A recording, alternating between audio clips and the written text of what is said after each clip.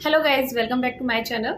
मैं आ गई हूँ आपके लिए बिग बॉस ओटीटी सीजन 3 की नई अपडेट्स के साथ। तो आज है वीकेंड का वार और अनिल कपूर हैं, उन्होंने शूटिंग शुरू कर दी है। वो घर में आ चुके हैं, जी हाँ। और आते से ही उन्होंने किया है एक महत्वपूर्ण सवाल जो हम सब के जहन में होता है। जी हाँ, हम सब के दिमाग में कहीं ना कहीं वो सवाल तब से ये ओटीटी शुरू हुआ है तब से लेकर फिनाले के एंड तक ये सवाल मन में बना ही रहता है कि बिग बॉस ओटीटी 3 का विनर कौन।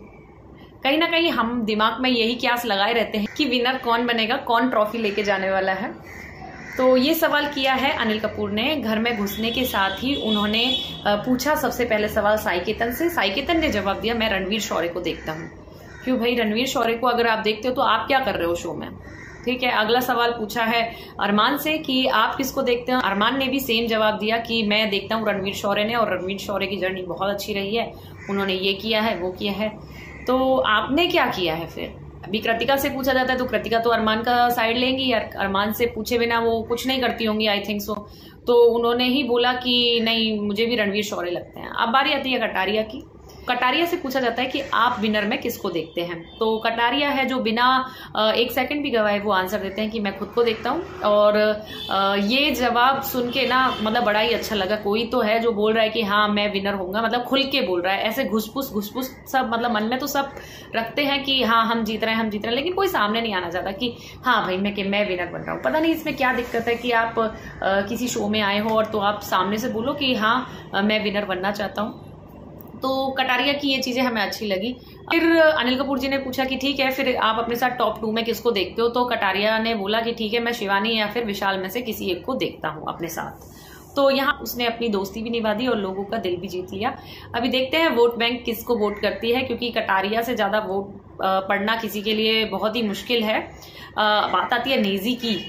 नेजी भी मतलब आप नेजी को कम नहीं समझते, भले से वो तारे जमीन पर हैं, भले से वो बहती हवा सा हूं मैं टाइप के हैं, लेकिन हम उनको कम नहीं समझ सकते क्योंकि उनकी जो कम्युनिटी है। आपने MC स्टैन को देखा होगा लास्ट बिग बॉस में, तो MC स्टैन का आपको पता भी नहीं चला होगा कि उनका वोट है जो बिना कहे, बिना अपील के, बिना उसके मतलब चलता जा रहा था, फ्लो में था। अगर भाई नेजी के लोग जाग गए ना तो नेजी एक स्ट्रॉन्ग कंपटीशन हो सकता है।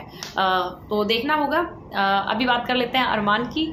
अरमान देखा जाए तो गेम तो बहुत अच्छा खेला है और कंटेंट भी अरमान ने ही दिया है पूरे शो में, चाहे नेगेटिव वे में दिया हो, चाहे बुराई में दिया, चाहे पायल मलिक के रूप में दिया हो, चाहे 2 बीवियों के रूप में दिया हो, चाहे भाग्यशाली भैया के रूप में दिया हो, जिस वे में भी हो, अरमान ने किसी उसमें कसर नहीं छोड़ी है। अरमान हर टेबल पर, हर जगह मतलब प्रेजेंट रहा है बंदा। एक दिन भी ऐसा नहीं गुजरा जहां अरमान नहीं दिखा हो।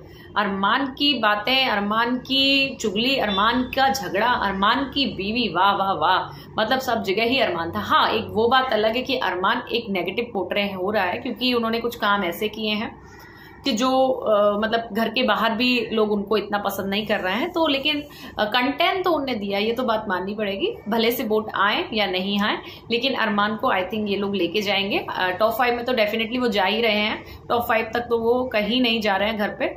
टॉप 5 के बाद देखना होगा कि विनर कौन बनता है। तो प्लीज बने रहिए मेरे साथ, मेरे चैनल को सब्सक्राइब करके। Till then bye bye.